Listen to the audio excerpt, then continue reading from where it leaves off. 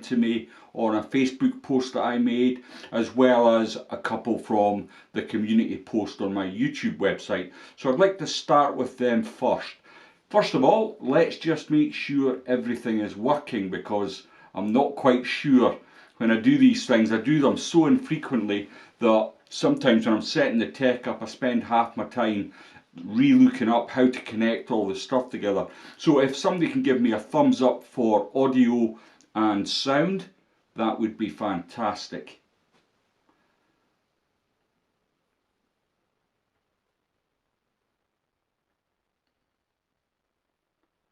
And the chat's not working in OBS. There we go, that's typical. I'm going to have to split my screens. Sorry, bear with me one moment, folks. Hi Paul, I think I've got your question up first actually. So without further ado, let's get into it. I hope it's working. I'm not quite sure. I can see some questions coming up there at the moment. So I've not done the live streams, and I'm really sorry about that, because I do enjoy them once I get everything up and running. I can't tell you how stressful it is just setting up all this kit. And anyone that's done some live streaming, I don't know if you're on and you do a bit of live streaming yourself, it is quite a chore to get everything done to the standard that I want it done. So what I want you to be able to do is see the answer to the questions live on the device. So when I click this button, hopefully you're seeing a picture of an empty hook in the vise. And if I want to go to my laptop and read comments, I can do that and read the comments as they're coming in. And I can see that there is a few folks on board already. So thanks very much for tuning in this evening.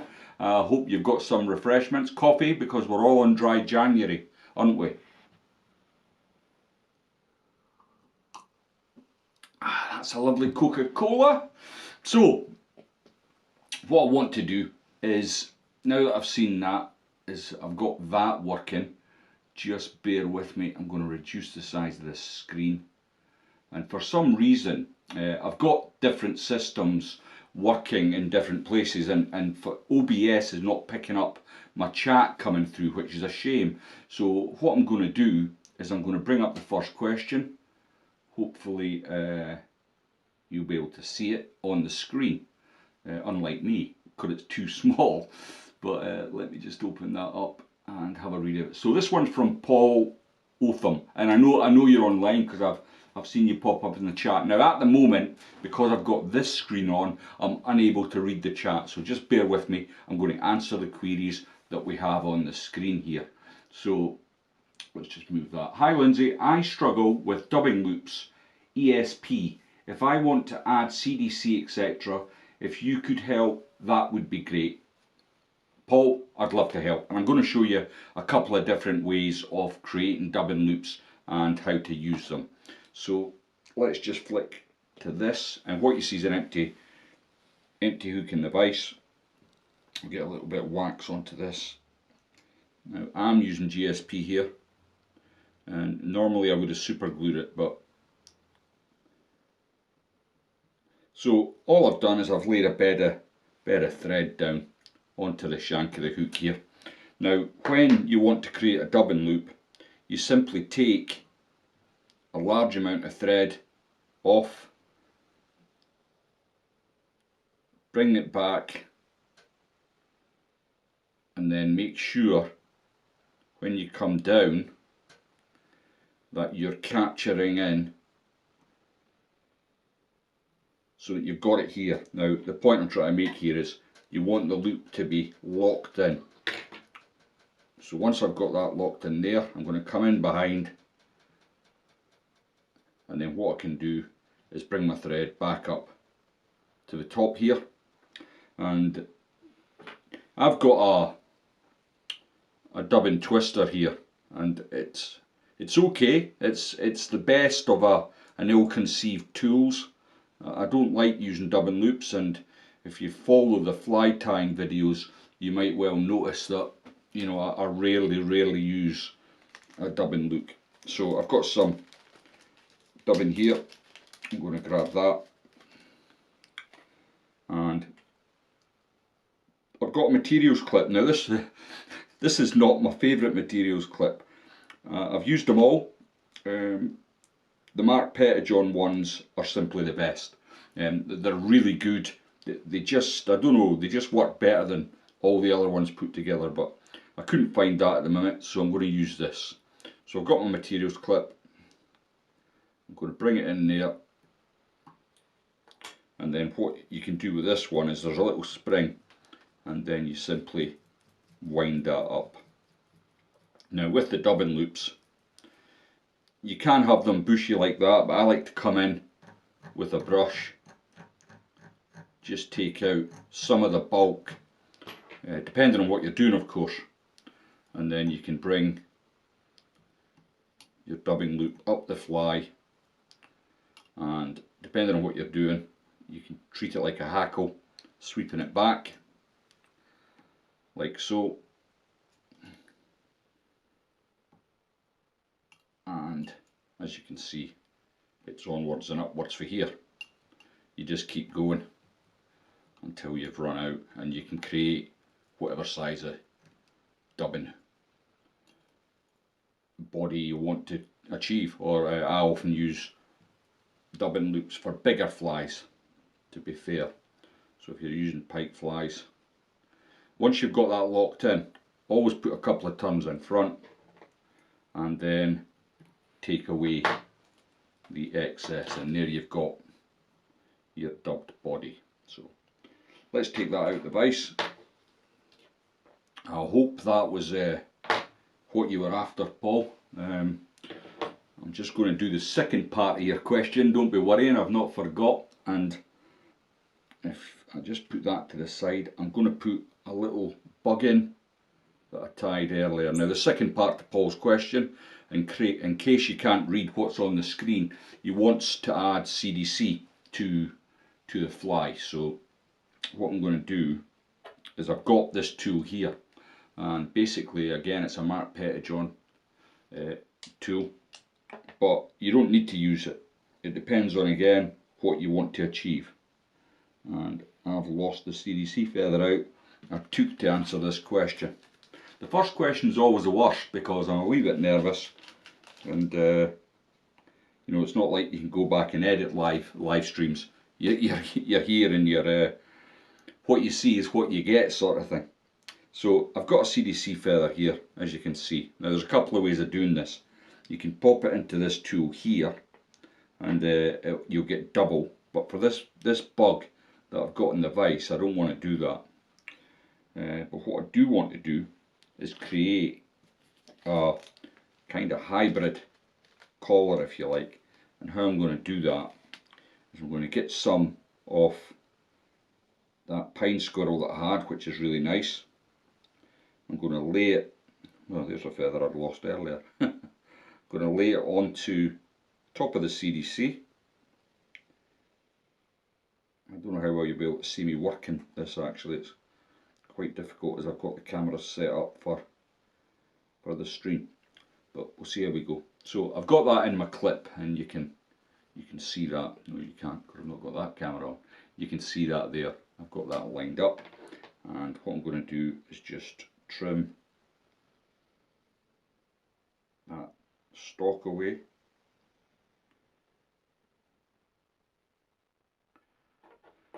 Now, what I've not done, have you spotted the obvious mistake? I've not attached some thread to the fly. The stream will probably get better the more Coca-Cola I drink, if you catch my drift. So I've got the GSP thread. Now this is the trout line stuff. It's so easy to split, and what you've got to do is just give it a little minute to unravel. And while that's happening, I can pop over to the chat, and it's very busy. I'm going to stream is laggy. Yeah, sorry John. You know, the thing is, tomorrow I'm getting fibre fitted, so the next time I do a live stream, hopefully it will be like shit off a shovel and it won't be as laggy. But I'm doing the best I can with what I've got currently. So I'm going to come in with my needle in behind the thread here, and I'm going to split that thread. Now normally I can do this pretty much first time, and tonight, under the pressure of the cameras,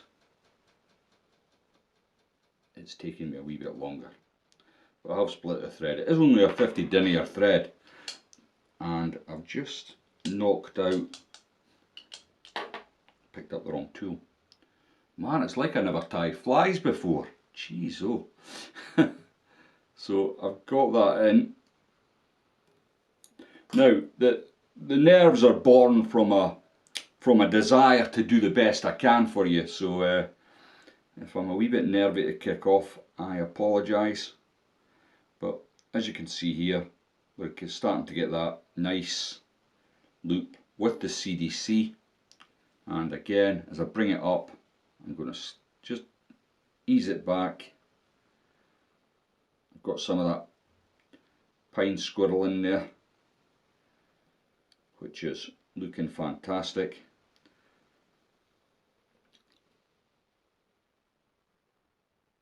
Get that out of the way, and then what I'll do before I whip finish, get a little bit of varnish onto my hook. I hope the next question's easier.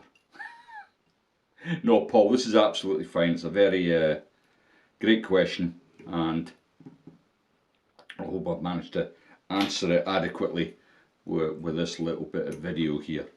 So what I'm going to do is go back to my laptop and just have a wee read through the comments so I can see where we're at, who's in the house. Oh man, OBS, give me a break. So let's see, Gary, how are you? You've been dry for 7 months. Wow. I done dry January. It lasted till the day I went to work, which was not great. Hi Nigel, how are you? John, good to see you, pal. Paul, I'm glad you enjoyed that, Paul. I hope that answered your question, pal. Your Q&As are equal to the Kit Kat Cup as part of your channel. Well, thanks very much, Mick. It's nice to see you pop in. Archie, good evening. Gary. Oh, I can barely keep up now. So, right, there we go. How you doing? Good to see you, boys. Right, I'm going to crack on with the next question. Goodness, I might have to just have another wee bit of refreshment after all that effort. So we've done question one, and there was another question on question one, so let's just have a wee look at that. Just please bear with me. So question two is from Chris Dunwoody, a newbie question, and it's like 500 questions at once here, Chris, so they're hard to, I'll try my best to go through them, because it does vary depending on what you're doing, of course. Where to start when you first go to a small still water? Well, a lot depends on the still water itself. At what depth is it? Has it got any depth to it? Is it quite a shallow still water? What directions? There's so many variables, it's hard to go into that question, but I think it's always worth, if you can get access to the windward bank. So if it's a place where there's a prevalent wind and the wind's been blown for a number of days onto that bank, then 9 times out of 10 that's where the food source is going to be. It's going to be all on that windward bank. So if you can get to an opposite bank and cast onto the windward bank, you might be in with a good chance of catching a fish. The second part to your question, I have purchased many flies that have never hit the water because I don't know how to retrieve them or when to use them. Are there any ways to make this easier? Chris, stop buying flies. Just stop doing it. Get one. Buy a cat's whisker lure and learn how to use that one fly. Now a cat's whisker, for example, is a small mini lure, and you might want to cast it out and just do short strips, holding every now and again, count to 5 in your head, because very often that pause is when fish will come and smash that fly. So, or you can figure eight it, mix it up, and eventually you'll learn to use that fly, and then progress to other flies like nymphs, dialbacks, and the like. And my advice to you there is, you can't fish them slow enough. So when you cast out, give them plenty of time, just a really slow figure of 8. Watch the end of your fly line for any subtle takes, and then you'll be in. The thing is, Chris, you don't learn fly fishing overnight. It's something that takes, well, I'm 35 years in and I'm still learning. So don't give up. Please be patient with it. I remember a guy once, Chris Cook his name was, on the old forums, and he had a tagline, and it said, "You don't choose fly fishing chooses you." So please don't give up on that. I'm just going to have to, sorry about this, I'm going to have to keep switching back to the other screen to see the chat. Hi Aaron, Errol. Oh, good to see you. I hope you're feeling better. The Fly Smith's on board. Nice to see you, pal. Rutland Fly Collective, making some nice videos recently. It's glitching bad, is it, Brian? Ah, man. I can't help the speed of what I'm going to do actually is I'm going to start recording this so that I can upload it in better quality later on. Yeah, fibre is vital, and I was given the choice: get fibre or lose broadband altogether. Yeah, I'm really sorry about this. Thread spool holders. The thread spool holders. Oh, Uphaven fly fishing, Brian. Sorry, I didn't know what you're talking about there for a second. Right, let's have a quick look at question number 2.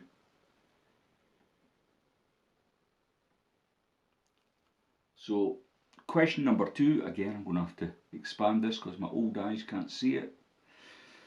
McFly, last summer, as most years, I spend my time wild camping and fly fishing in Swedish Lapland. Arjlog, to be precise. Last year was very, very hot. It was here as well. And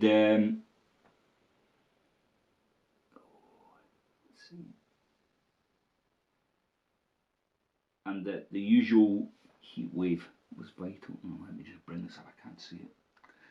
Last year, normal heat wave. There was virtually no fly life.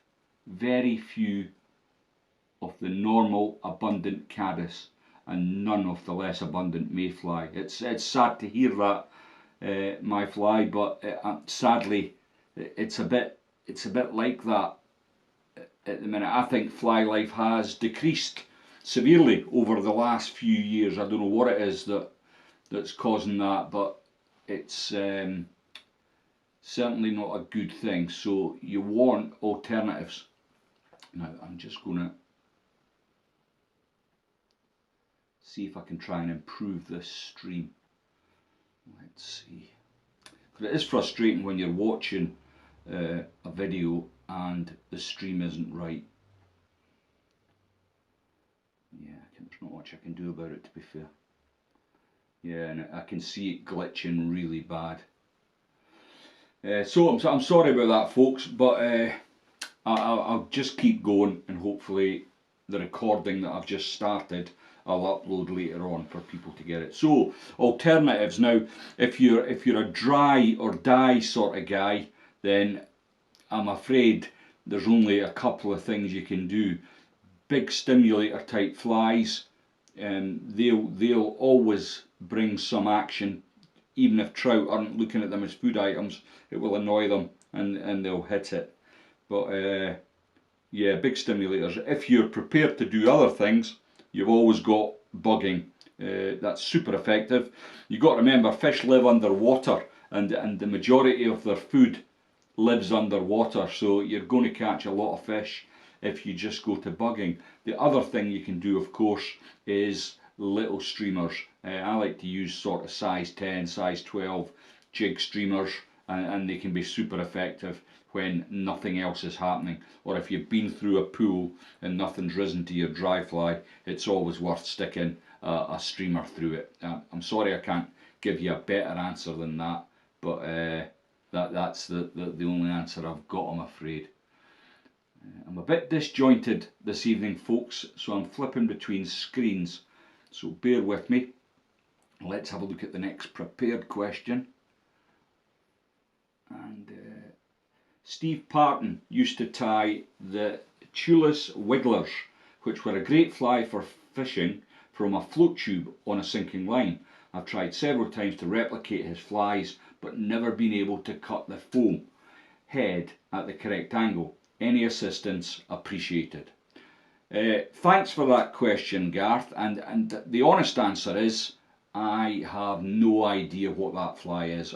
I've never heard of it. I did try and look it up online to see if I could get a picture of the fly, just to see if I can describe how it's been done, but unfortunately there was no pictures online. But we've got a huge community of fly anglers here, and perhaps they will know, and somebody in the chat might well be able to explain how to do that better. If I've seen a picture, I would probably be able to tell you how to do it. And I'm just going to go through the chat again.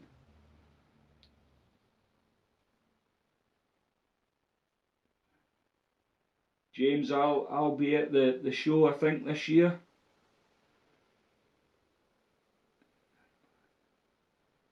Hi, Torb. Nice you've joined in. Where do you recommend to stay in Slovenia, Lindsay?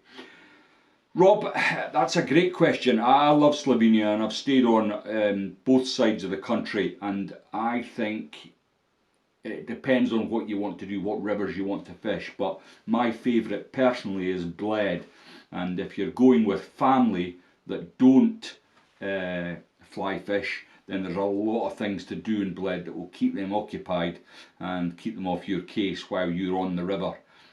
You've got the Sava just next to Bled. It's absolutely stunning, great fishing. But of course, when people think of Slovenia, they think of the Socha and the Idrica, and that's on the other side of the country.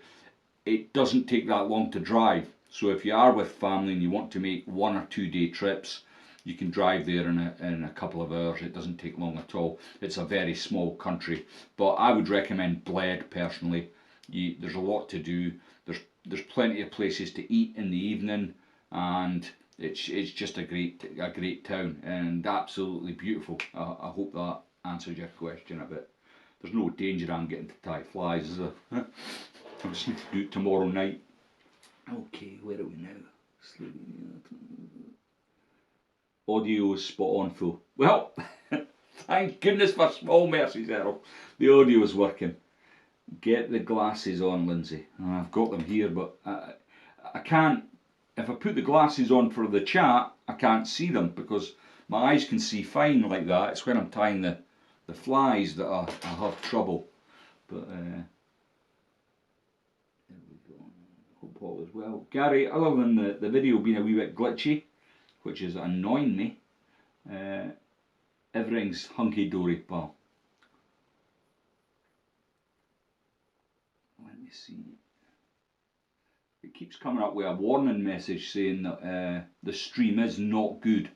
So it's been dodgy actually ever since about 6 months. And the sad thing is, me and my wife work from home, and it's an absolute nightmare if you work from home and your broadband's not good. So we are struggling a bit. These are sadly fewer birds due to fewer insects. Can only be pollution and insecticides. Rob, I'm not quite sure what the answer is. I think in this country I know there's a huge problem. I live in the south of England, and the chalk streams are absolutely being polluted, just openly polluted.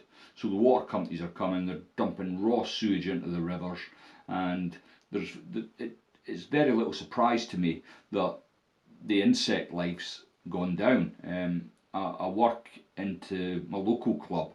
I'm a bailiff in my local club, and every year they do an insect count, and it's not good news, sadly. So yeah, not great. Did you know last year rivers in central Finland reached 29 degrees centigrade in the heat wave? Everything in the river died and a nationwide ban was in place. Wow, I didn't know that, my fly. That's pretty shocking. I'm sorry to hear that. It must have ruined your sport. But you know, the rivers, they don't recover overnight for these kind of things. They take a while to recover from something like that. I don't think we quite hit those temperatures, but it was pretty bad. Hi Nigel, we had a good midge hatch in Derbyshire early on. First time in years, windscreen was plastered. Mayfly hatch also came early, many missed it. Yeah, I've been in recent years I've found that the mayfly hatch has become later and later in the year, so it's well into June that the mayfly started to come, certainly in the south of England, but it's hard to predict nowadays. I think climate, anyone that denies climate change is off their head. We're obviously having climate change. It's unbelievable. I recall fishing at Rutland in April and having every single bit of clothing I owned on my back. It was that cold. And in recent years, you're wearing a shirt sometimes or a thin jacket. It's unbelievable. So I think when I say climate change, I think that the seasons are shifting slightly to the right. You know, everything's taking a little longer. Even you just got to look at 2025. We were having summer days and late into September. It was amazing. But yeah, and I suppose the hatches are going to change in that regard. By the lake, didn't realise the river is so close. Was driving back from Dubrovnik. Ah, okay, yeah. Driving back from Dubrovnik. That's some distance, Rob. I hope you were in a comfy car. Get yourself a prescription vice. I can't afford a prescription vice. I've got what I've got. Fishing in Sochi River is not recommended anymore. Marble trout are all but gone and it's being stocked with rainbows. Well, I was there, when was I there? Was it last year or the year before? I think I was there the year before last, my fly, and the fishing was good. I really enjoyed it. I mean, there's certain places you can go to fish for marble trout where they've actually stocked marble trout, which is not ideal, but we did do a bit of fishing further upstream and it was better. But I love Slovenia. I think I've been about 10 times now and I hope to get back sometime very soon.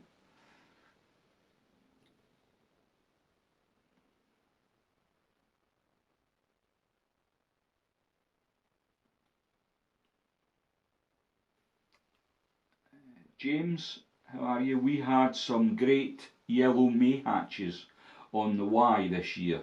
Think I am right, it's the only river with them.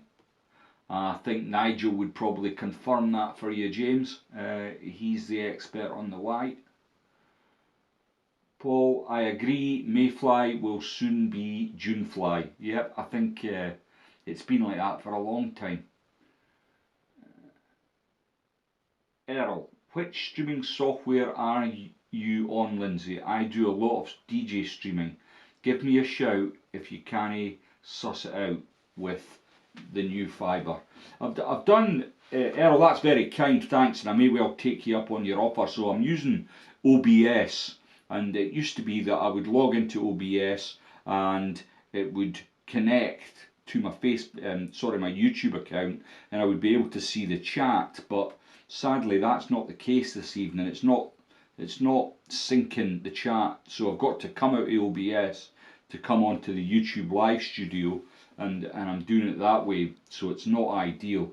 But I'm hoping that the fibre connection's gonna cure all that. But I really appreciate it, Earl, and if you want to drop me a PM on Facebook or Instagram even, I'd be grateful to have any help really. It's difficult. Well, you know, if you stream, you know, and you're trying to do a number of different things. Time flies. You're controlling all the different camera angles, sound. It's all a pain in the arse, and when you're getting near 60-year-old, it's starting to become really hard work. But I'm going to persevere with it because I think people really enjoy the live videos, and it's just a shame it's not working like it should work. I'll get it. I'll get there. I'm not one to be easily defeated by technology. If I've got to do a little bit of studying to improve this, then that's what I'll do until I get it right.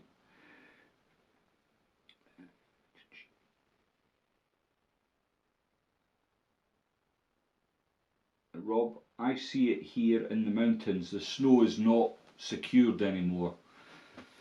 Oh, don't say that. My next door neighbours are going skiing soon, and they'll be hoping that the snow is well packed. That's a shame. My fly, I did still catch one good brownie in Lapland, 2.2 kilo. That's a good fish. I was having a great day until Dave returned with a wild 7 kilo wild brownie caught on a rapala.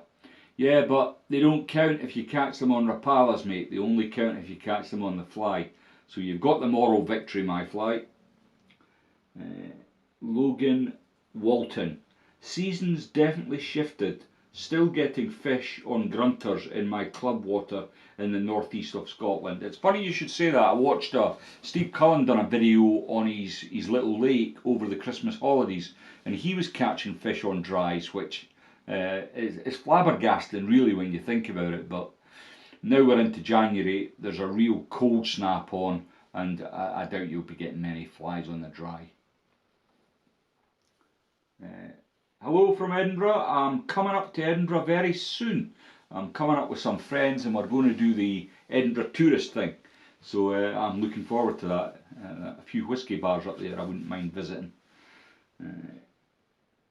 Chrissy, have not seen a good hatch on the Clyde for years. It's a real shame, isn't it? I mean, to be fair, I've not really seen great hatches on the rivers in this country. Slovenia, I've seen biblical hatches, and I was in Bosnia last year, and the hatches in the evening are just unbelievable, and the fish responded to them so well. I had such great fun fishing downstream dry flies for grayling, just outstanding. But I don't know, these rivers that I visit in Slovenia and Bosnia, they're out in the sticks. There's not any roads. There's no pollution. There's certainly not water companies dumping raw sewage into the rivers, for sure, you know. So they're still doing very well with their hatches, and their fly hatches are going great guns.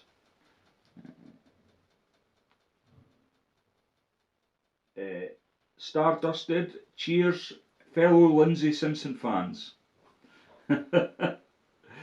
Earl, gotcha, thanks. I shall, bud. That's great. Thanks, Earl. Appreciate that. Nigel. Also good hatch of yellow mats. Yellow mats? You got magic carpets up there? Maize, I expect, on the wharf. The late Oliver Edwards tied both a nymph and a dry fly. Oliver Edwards was a superb tyer. Some of his flies were absolutely fantastic, and I really liked his philosophy is give the fish something that looks like what they're eating, and he did that in spades. He was a great tyer. Sadly, I never got to meet Oliver Edwards, but I did watch all his DVDs.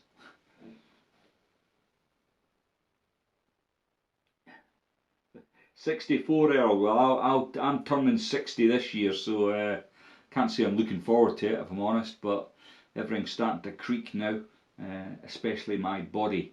But my mind's still pretty sharp, so hopefully I'll be able to get my head round this and get it sorted out.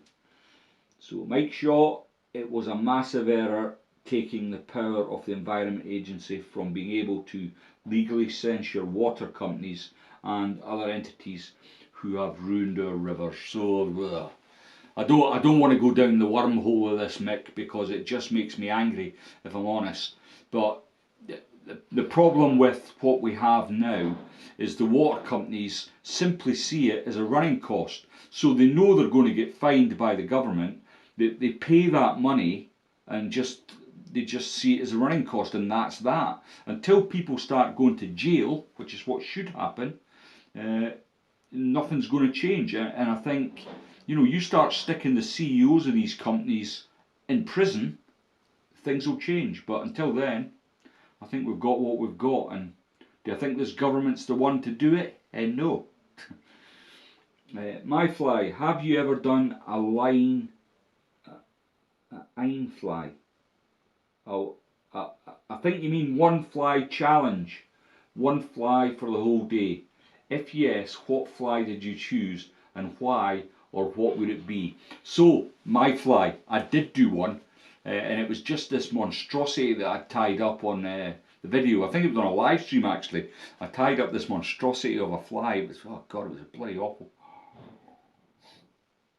And I went to Albury Estates, to Western Lakes, and it was January, but the trouble was I wanted the fly to sink, but I tied it so bushy I couldn't get the fly to drop. So it was one fly line, and I think I failed to catch. I gave myself 1 hour to catch a fish with it, and I failed. Now, if I was going to pick one fly out my box to go and do a one fly challenge, and my mortgage depended on it, it would be a pink snake, and I'd be very surprised if I failed that challenge, to be honest. In fact, that might be a good idea for a winter video. I'll get myself a wee pink snake, get up to Albury and do a one fly challenge. It was quite good fun. But currently, when I did that one fly challenge, I was in good physical shape, well, kind of, but as good as you get at this age. But at the moment, I've got a meniscus tear in my left knee, and I'm waiting on an orthopaedic consultancy to try, and it's been bothering me for a couple of years now, but it's come to a head where I've got to get it addressed, because I'm not able to go and fish. I've had invites up to the Welsh Y, and I've not been able to take them up because the wading up there can be fairly dodgy, and if I go over on my knee, I just only make the situation worse. The chalk streams are okay because it's posh fishing, you know, it's posh. I hope that's answered your question there, my fly. There's some waking big carp in Lake Bled, to Alan Blair from Kevin Nash. Has some excellent videos on it. Oh, I don't really look at Adam, I'm not a fan of coarse fishing. I don't mind it, you know, if you want to go and do coarse fishing, that's great, but it's kind of not for me. I've just always fly fished. I've tried coarse fishing a couple of times. Didn't particularly enjoy it. I think what I enjoy about fly fishing is you're not handling maggots or meal or feed. I just enjoy it. It's, you know, that's just me. But I will check out the carp, because you can't catch carp on the fly. It's not easy, but it can be done. Gary, how are you? Nice to see you. I hope the weather in Canada is not too cold. Bosnia is an amazing place to fish. The Pliva, the Sana, the Ribnik, fished it in 2016. I would like to go back there, Gary, and fish more of the rivers. So I fished the Pliva, I believe, or was it? No, apologies. I fished the Ribnik last year. Made a video about it. I still can't remember the name. There we go. Yeah, definitely a place that I'll be returning to. Superb, great fishing, and the hospitality was very good as well, I might add. Press send before I finish. Ah, okay. No worries, Adam. Rob, come to Austria, make a video in the mountain streams, some pristine places, and it's not expensive or far. Rob, I would love to come to Austria, and it definitely is on my hit list. It's somewhere I want to visit, and the dream, if you like, this September I'm hoping to retire and move into full-time content creation. If I can make that happen, then Austria will definitely be on the cards in 2027, and it will be a kind of a road trip, if you like. I'll be driving across from the UK through Europe, and Austria will be a stop. Czech Republic, Slovenia, Slovakia. I would love to do that. It's like a dream, actually. It's my retirement dream. So yeah, that's maybe something I could do. If you're from Austria, could be a good place. I could get a shower. Paul, I have to go and collect the wife from the station. Thanks so much for taking the time this evening. Coffee later. Cheers, Paul. You're very welcome, pal. Gav's Drams, if you are free when in Edinburgh, I will take you to my club water, Hairlaw, Hairlow or Hairlaw. I don't think I'll be free, Gav. I'm with my wife and a couple of friends, so I don't think I'll get a leave pass to go fishing, I'm afraid. I might get a leave pass to take them all to a whisky club and have a few drams though, so we'll see how we get on. Mike Shaw, I probably will knock on Jock Kettle's door while in Edinburgh for a wee dram. Mike, as I say, I'm not so sure. It will just depend. Jock's got a job, his wife works, so they might not appreciate me wrapping the door up with a bunch of my pals looking for a good time midweek. So maybe not, but we'll see. I'll see Jock the month after when we head up for our Orkney adventure this year, which I'm really looking forward to. James, wee pink snake, great fun to tie as well. I was going to tie a few, to be honest with you, James, because I've got a wee competition at the weekend at Farmore. Well, it's not wee actually, it's a huge competition. I think they've got about 100 anglers around Farmore 1. Should be really good. I'll know a lot of the boys that are turning up, and I'm really looking forward to it. My fly. Would I be right in saying the days of a bag full of different fly lines, heavy sink intermediates, seems today that everyone uses a floating line with various types of leader? Would I be right? Not for me, my fly. I have a variety of different sinking lines. I have a load of different sinking tips as well, all manufactured lines. And do I use them all? Not all the time, but every now and again one will sneak out the box that I think this is just what I need. It's all about finding the depth of fish. So you can't quite do that with a floating line and a poly leader that goes on the end that will either give you a fast sinking, medium sinking or a floating poly leader. It's not the same, and certainly all the different variables in regards to fly lines I'm still on board with.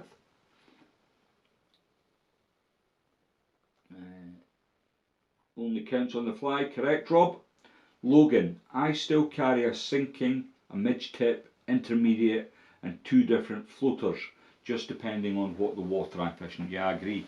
It's I think you're missing out if you've not got at least that.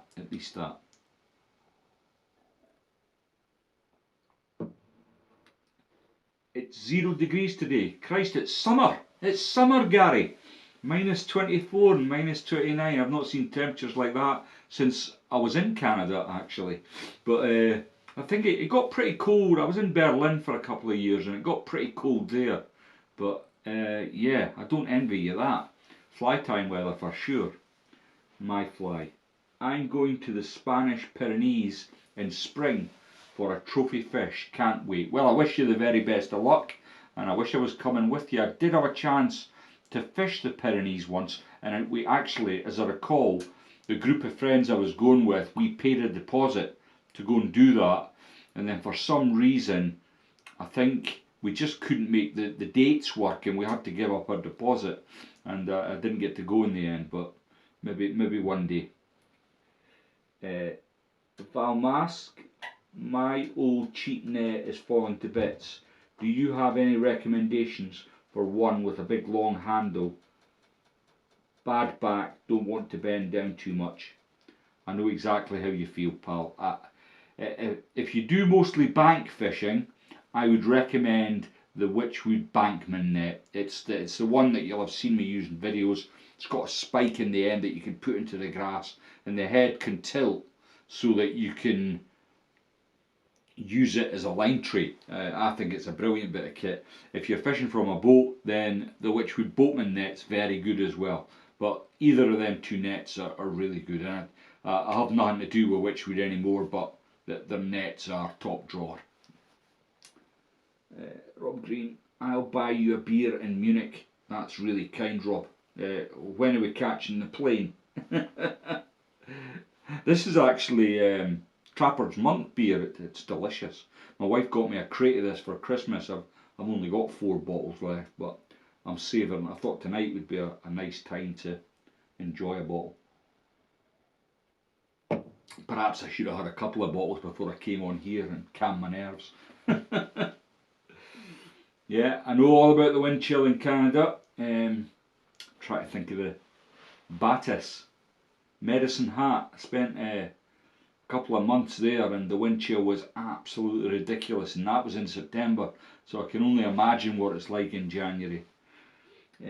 Heather Tramper, Angus Angling in Forfar set me up with a midge tip set up this year, and I don't think I'd use much else these days.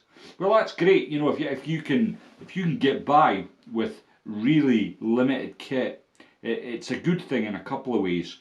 When you're on the water, you're not scratching your head thinking, have I made the wrong decision here?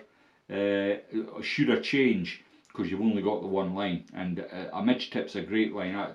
What one did they give you? I like the real midge tip, but Airflow also do a couple of slow and fast tips that I really like, and they do them in various lengths, which works really well for different fishing scenarios. Jordan Scott, I'm trying to get through this so I can get finished, and you keep asking more questions. Yeah, cheeky buggers.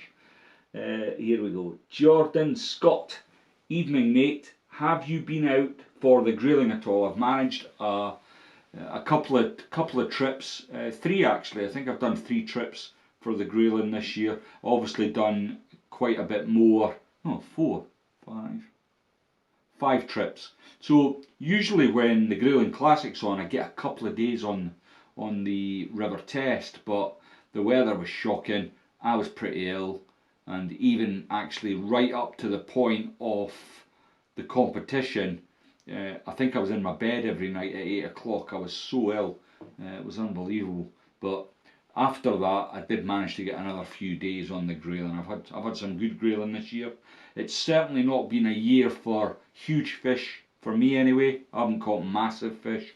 In years gone by, I can recall fish of well over 40 centimetres to my net. I might have managed maybe 2 or 3 this year, in this grilling season, not this year. I mean, in January I've not been. In fact, I don't think I've been fishing this year yet. I'm hoping to get out soon. Well, I'm definitely getting out on Saturday. But yeah. Barry, in winter I fish DI3 line, any snake pattern. I've heard Argentina's great fishing. Yeah, you'll not go far wrong with a DI3 and a snake, I don't think. You can retrieve even faster with a DI3, which I think is really effective. Contrary to what you'll hear a lot of people saying, this time of year you've got to slow it right down and take your time, but you put a DI3 on a snake and you whirly gig it past them with a roly-poly, and you're going to get some sport without doubt. Argentina, I've heard it is very good, but very expensive. Very expensive. It's quite far down my list of dream places, I've got to say. I have got a list. My wife's not seen it. She's not getting to see it.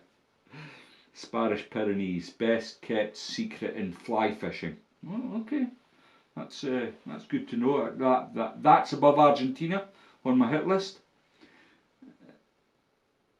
Gav's Dram, you're the chairman of the Edinburgh Whisky Club. You need to email me or message me so we can meet up. I do like a dram. Rob Green, my fly is the barbel fishing there. Yeah, good guy to ask. James Batham, I've had great experience with Angus Angling in Forfar. Their online shop has the most varied stock selection I've seen. I've not been to Angus Angling. I've been to Glasgow Angling Centre, and I think that's about it. The other fishing shops I used to frequent were in Edinburgh, and they've all closed, sadly. Gary, I am looking forward to fishing Rutland and Gratham water this year. Is late summer too early? Fall a good time? End of August to mid-September.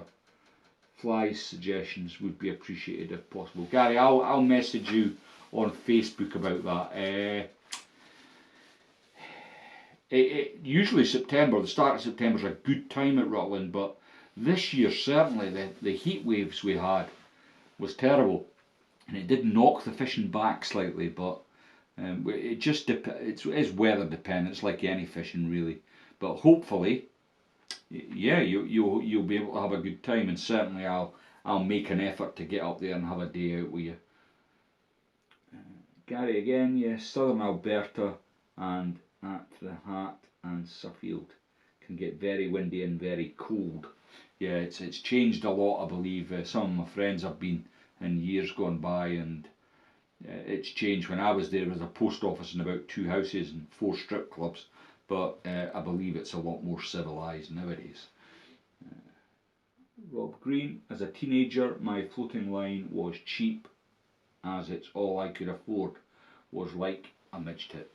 A lot of people used to swear by the old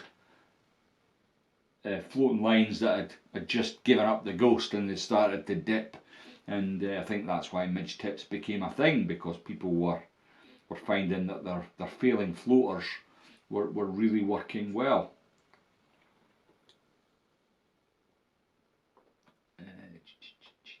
My fly, I think people in the UK and USA have a different way to handle a caught fish when in the landing net than we do. I see people putting their hands inside the net to remove the hook.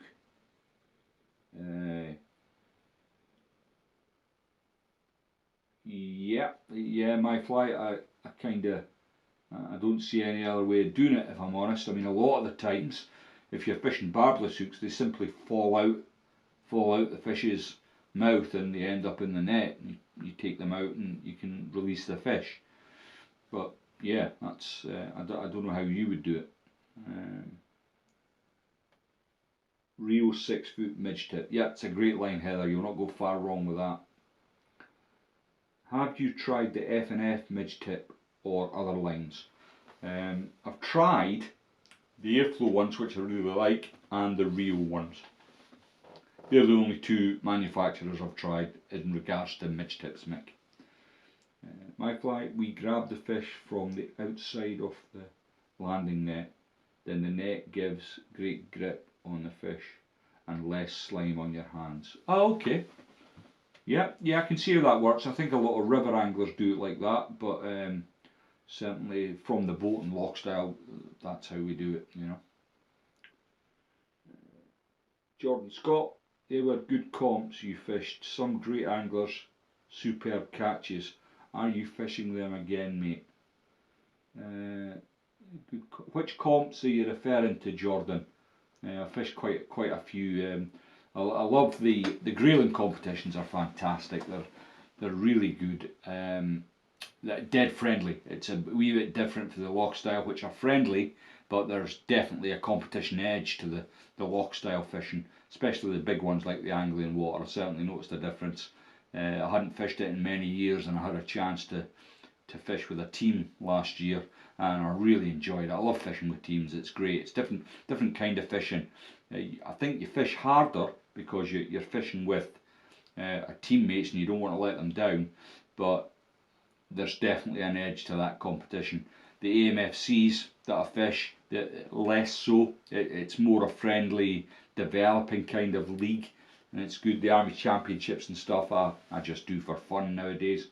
But the grayling comps, and sadly I've not been to the Hanak for a number of years now, and there's a few reasons behind that, not least I can barely walk, and certainly the Welsh Dee, wading wise, is an absolute treacherous river, and my knee wouldn't last 5 minutes there currently, so I've not been able to do that one. But on the River Test, the wading's easy, the walking's easy, and I'm still able to do that. And the other bit of grayling fishing I do on the Avon is fairly straightforward stuff, so I can get away with that.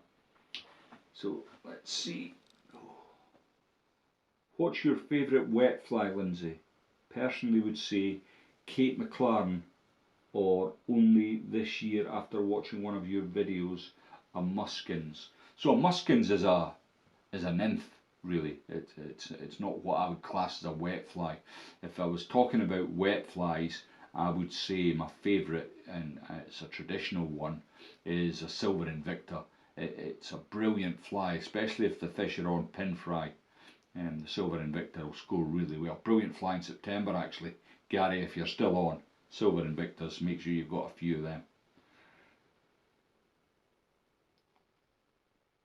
Make sure.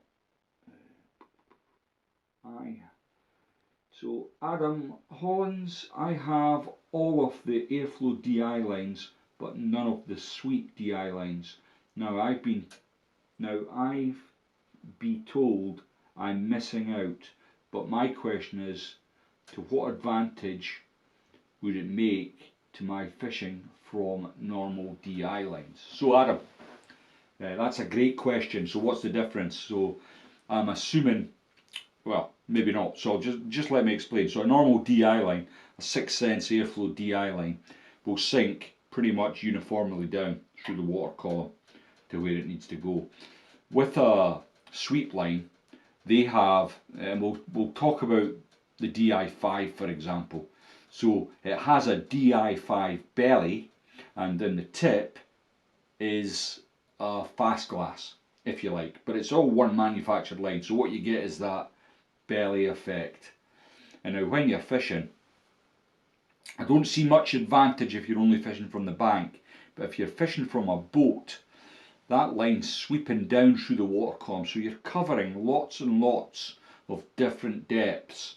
And when you bring the line up and you're finishing your retrieve, what you're getting is when you bring it up to hang the rod, so you're lifting your rod up to hang your flies, that belly's whipping up and round, and you're just getting an amazing presentation of your flies at the end. I've got all the sweep lines. I wouldn't be without them actually. They're superb.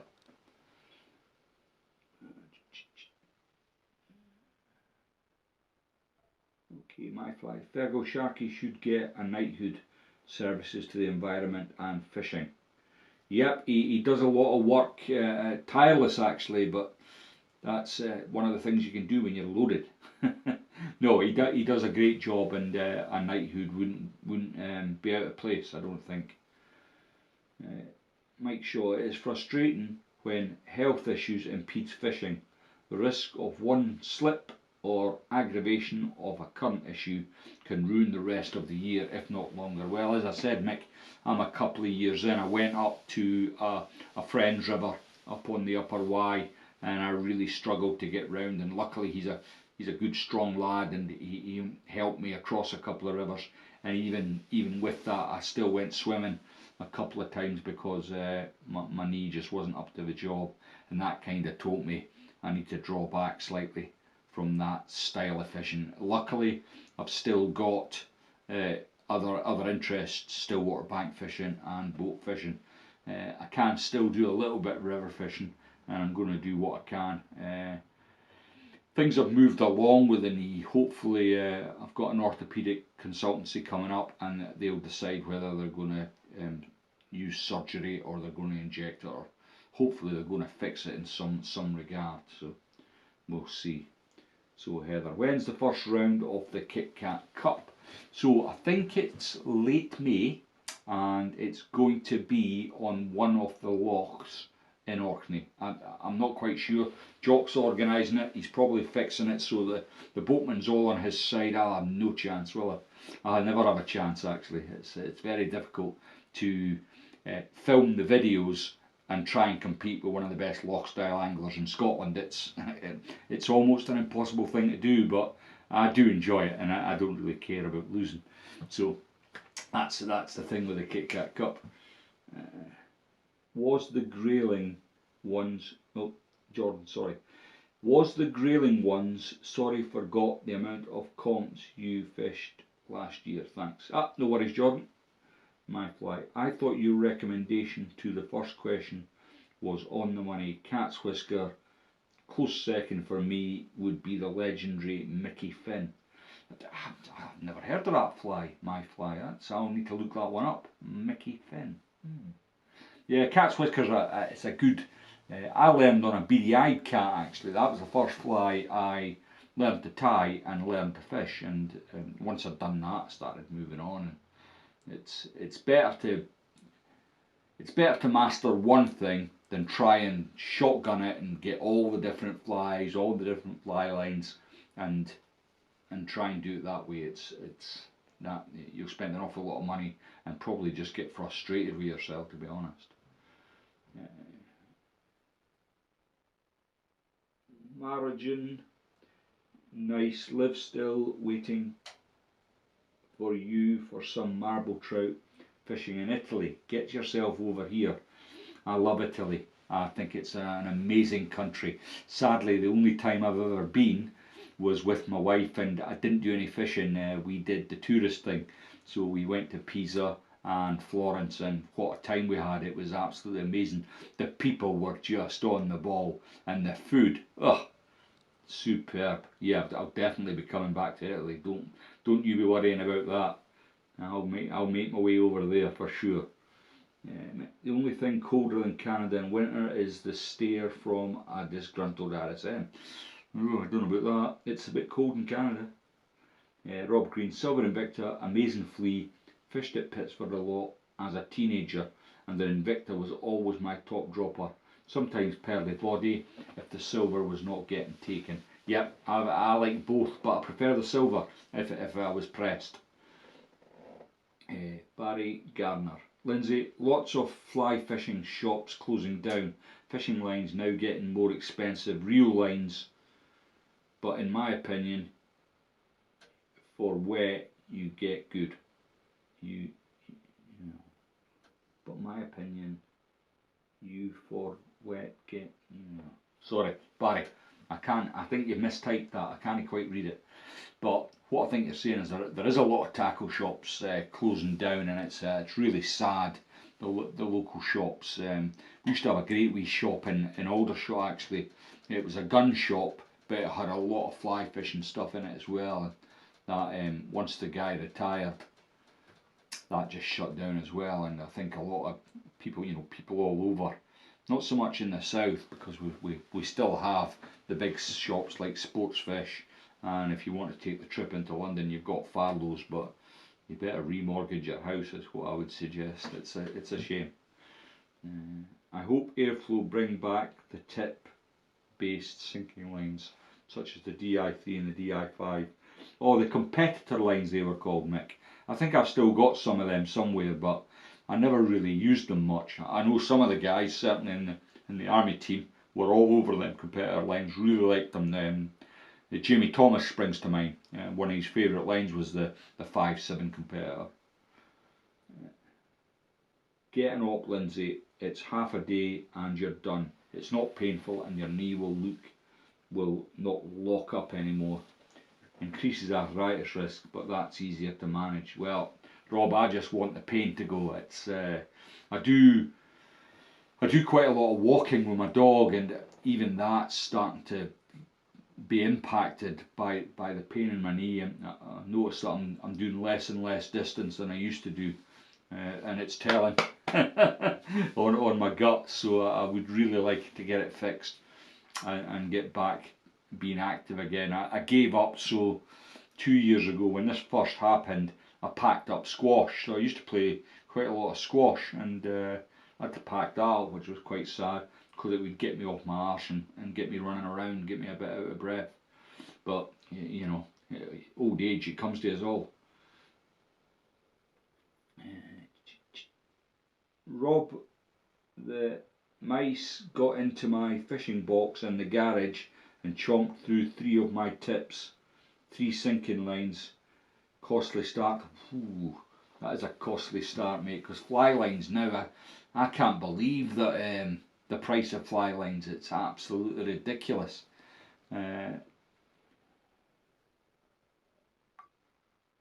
You'll not be replacing all them at once, Jordan, I don't think.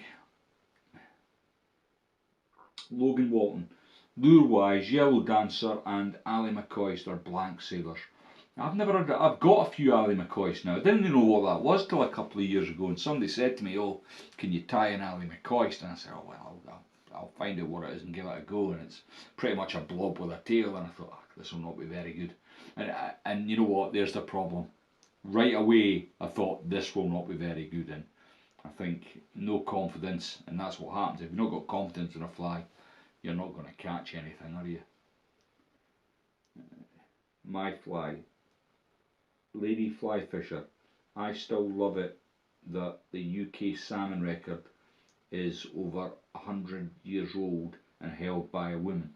Yeah, that's going to be a tough one to beat nowadays. I think salmon in this country, they're like unicorns. They're just so few and far between. And I don't know if there's any salmon anglers on this evening, but it's definitely something that, yeah, I worry about salmon fishing in this country. There's various reasons for it, and not least the seal populations in some of the big bays that are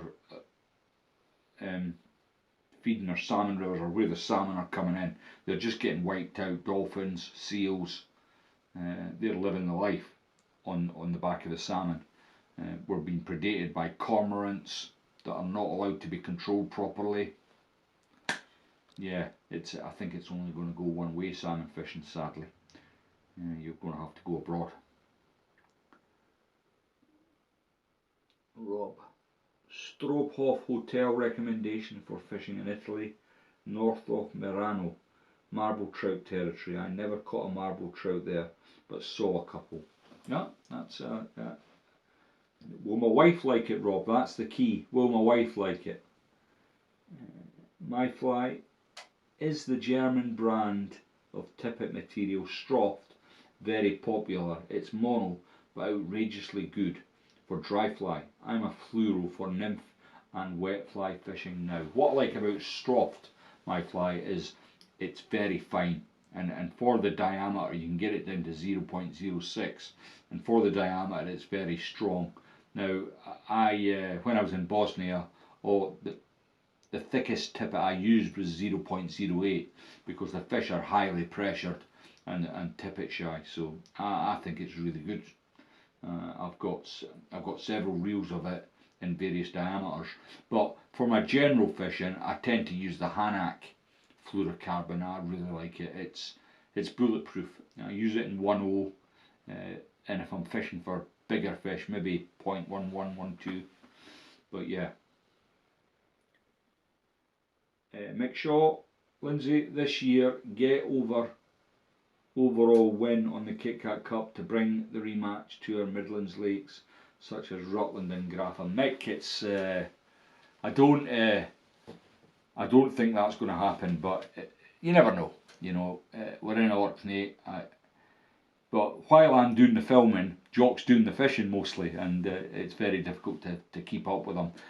And it's not about, because we hold it in Scotland, that's my choice because I want to go to Scotland and fish. It's fantastic. I did discuss maybe coming back to the Midlands reservoirs, but I do an awful lot of fishing on there anyway with various AMFC and army competitions, so it's not something I want to just keep doing really. I think next year, I don't know what will happen. I've got an idea, but we'll just need to wait and see. I don't want to reveal too much now, just in case I can't walk, for example. Gary Hank, do you recall the ghost lines? If I recall, they were a barred black and white fly line for buzzer fishing. I found them nice, but difficult to see in some water. I do recall them, Gary. I don't think they were very good. I like the idea of the barren, but as a line, I don't think they were very good. I think what you were better doing was what I did with my real midge tip was I just put banded black from the yellow section to the clear section up, and I would watch that. But yeah. My fly Stroft is really popular in Germany. They make fluorocarbon FC1 and FC2. GTM is the go-to for tippet. I like the LS as well, and the ABR as its good abrasion resistance. Yep, Rob, I would agree with you. I made my own with a PVC paint of barred hot yellow and hot orange for the first 35 feet. Sight issue was resolved in most light conditions. It would be great to see a fly line manufactured with that colour scheme. Well, perhaps you should pitch your idea to Airflow and see if they can do it. I'm not sure how much work or extra machinery would be needed to do something like that. Logan Walton, I live right next to the Spey and some of the prices to fish are insane. Better going further along the coast to the Findhorn. Yep, I've been on the Spey a couple of times. My friend Jock Ryan used to be the gilly on the Killarmoney stretch, and when I was up on holiday when the kids were wee, he would always have me along for a day, but I wasn't long trying to fish for salmon. I ended up going to the car, getting my trout kit and having a much better time, to be perfectly honest. That's salmon fishing, it's like casting practice really. Rob, oh she'll love it, I promise. My wife picked the hotel. Amazing cuisine and wines. You had her won over at amazing cuisines and wines. Starting to get salmon running the Trent and Don in Sheffield, albeit Dove and Derbyshire. Yeah, well there might be hope yet. Jordan, that was the worst salmon season on record for my small spate river. Over rivers in Ayrshire picked up, worrying times, and the mice traps are set. Good stuff. Same with the sea. Trout predation is destroying stocks just as bad as poaching and environmental factors. Yeah, cormorants. Last year I was on Rutland and I couldn't believe the number of cormorants that were on the water. It was unbelievable, and it did remind me of pictures I used to see of Loch Leven prior to having to close down because they just couldn't sustain a trout fishery with the number of cormorants. But what I would say the difference between Loch Leven and Rutland is Leven didn't really have the depth, so there was nowhere for the fish to go and hide. Unlike Rutland, they've got some quite deep places that the fish can hide. On Leven they were just, it was like a feeding bucket for the cormorants. A great shame. But now, to be fair, it's probably one of the best wild brown trout fisheries in the country. So silver linings, I suppose, silver linings. Right folks, I'm going to read down to the last one and then I think we will call it a day. I'm really sorry about the glitchiness of the stream tonight. It's been a bit of a pain. Okay. Red River. Brian Donald, Red River, do a light green and black floating line. There you go, Gary. I like the Stroft. Gary Hank, I like the Stroft for river fishing, but for lakes I moved into Seagar Red Label. I have found no issues with Red Label over the last 10 plus years. It is a little stiffer fluorocarbon, probably helps with if you're at sea and you get a bit of wind. It'll probably help with the wind knot situation. Well, I'm hoping I'm asking them. James has said more questions than Prime Minister's question time. Yeah, they seem to be rattling in, but I do need to be getting off. I've been on for an hour and 10 minutes now. I was hoping to do a bit of fly tying, as I said, but with having to flip between the two platforms to read the chat, it's not really going to happen. Where are we now?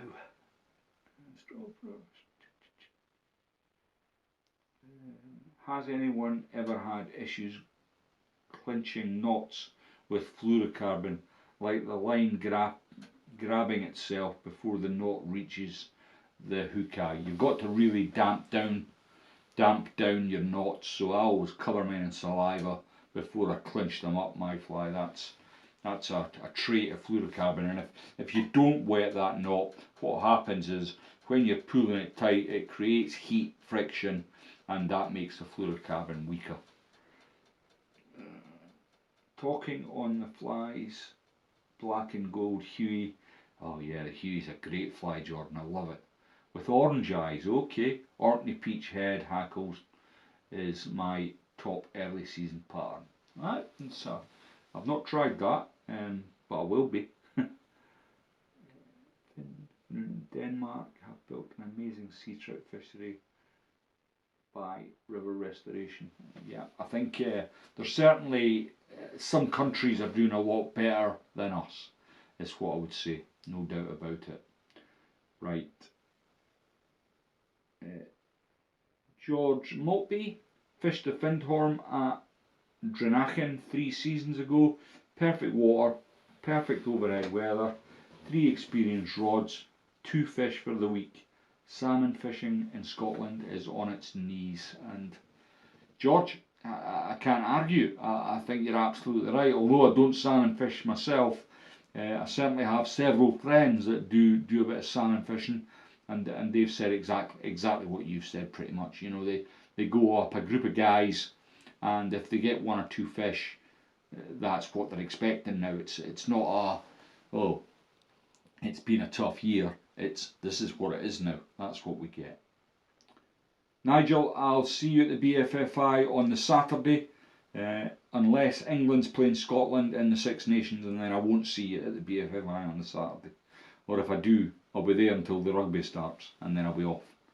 Right, I'm gonna leave it there. Last one from Michael. Lindsay, when you fish with jock kettles, no matter the location, the mutual respect and interaction reminds me of the old days with Ronnie Christie. I've not spoke to Ronnie in ages, actually. I do hope he's okay. He's a granddad now, Mick, unless if you didn't know. So he's got his hands full of baby. Right. Thanks very much, guys. It's been grand. I'm sorry it wasn't a wee bit more entertaining than me just reading the comments and trying to make this work. But it's been hard going. I've just still not quite got this streaming right. Hopefully once Sky's been tomorrow and we get the fibre installed, I'll be able to stream at a much better quality and rate, and the streams will be a lot better. I'm definitely going to do more of them. They're great fun.